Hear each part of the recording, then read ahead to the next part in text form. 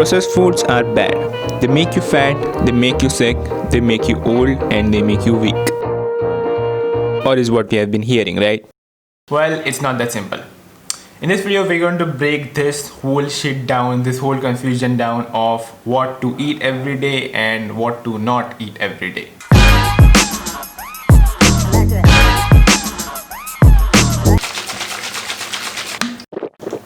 Whey protein for them gains.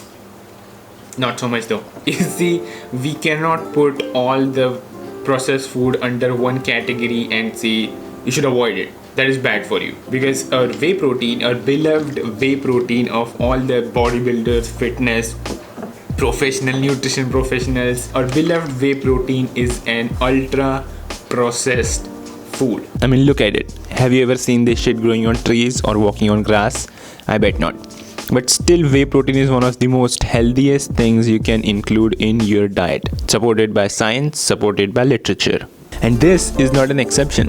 You see, multivitamin, olive oil, protein bars, all of them are processed foods, but they are famous for making you healthy and slim. The reason is it's not processed food that makes you fat. It's the palatability of the food that makes you fat. Okay, what the fuck does that mean? Palatability is the hedonic reward provided by foods or fluids that are agreeable to the palate, which often varies relative to the homeostatic satisfaction of nutritional, water, or energy needs. So in short, your experience with food inside of your mouth and your mind.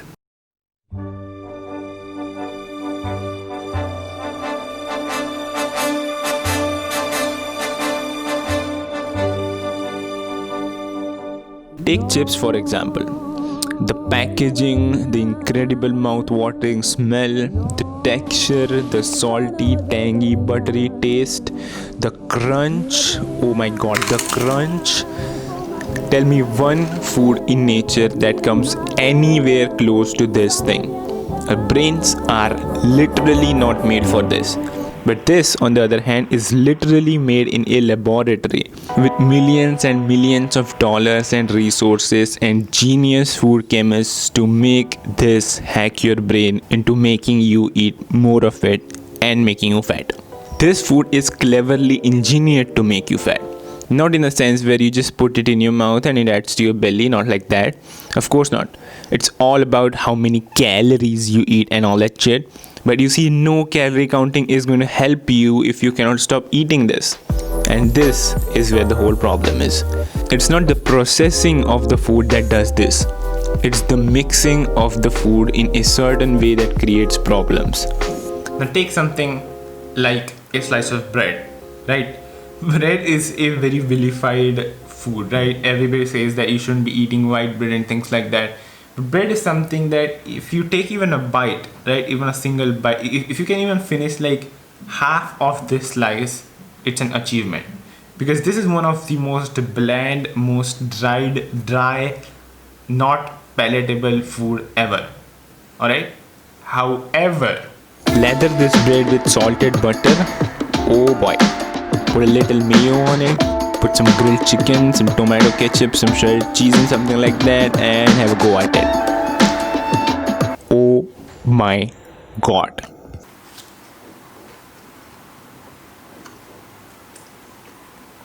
that is one of the most delicious things on the planet.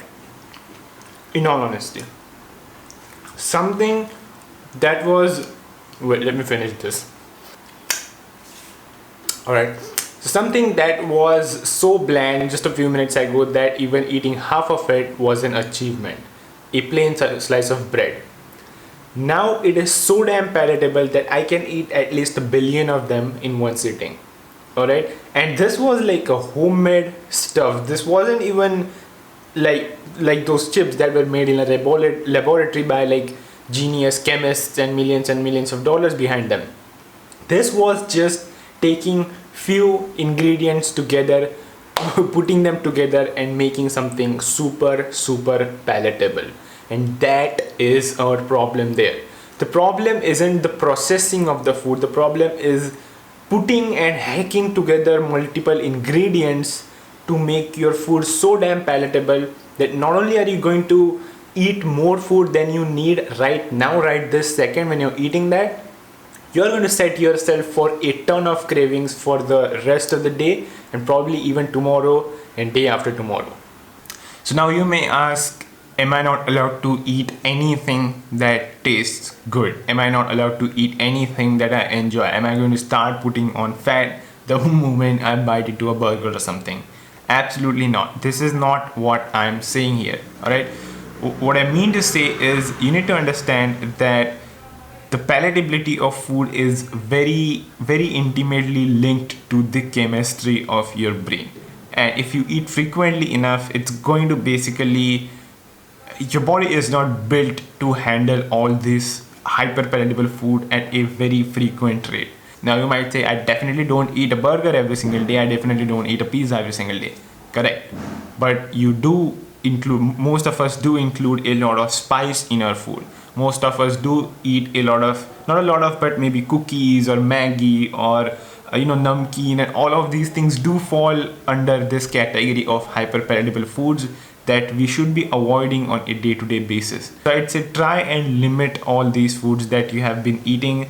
Anything, right from biscuits to cookies to straight up to like burgers, pizza, Subway, and all these kinds of things. There's a whole range of these hyper palatable foods, and you have to basically avoid them on a day-to-day basis. They do have a time and place, for example, at a friend's birthday party or something like that, or vacation, or simply someday you said to yourself that you are having a craving and you want to go and enjoy a good pizza somewhere. Then that is totally cool. What I'm saying is you want to avoid all these foods on a everyday basis. Your everyday basis food cannot look like this. If your goal is to live a long and healthy life where where you can at least remember the name of your wife when you're 80-year-old, you're not basically down with Alzheimer's or Parkinson's or something like that, or you have a heart condition, or you get cancer or something like that. If you don't want all of those things to happen, then you need to take the right steps right now. You need to delay that need for gratification, the need for your food to be very palatable, very tasty, and just have reward in your food. Alright, so here are some practical steps to help you in everyday life. Don't store any packaged store-bought food inside your house. Biscuits, namkeen, Coke, chips, all that kind of stuff. Form a habit of cooking your own food from single ingredients and develop a taste for them. Honestly, if you give a little bit of time, you will develop a taste for it. Try and limit processed grain products like bread, roti, rice, and all that kind of stuff, as you always have to mix them with something to eat. Keeping your food single ingredient and close to how it is found in nature is your best bet to live a long and awesome life.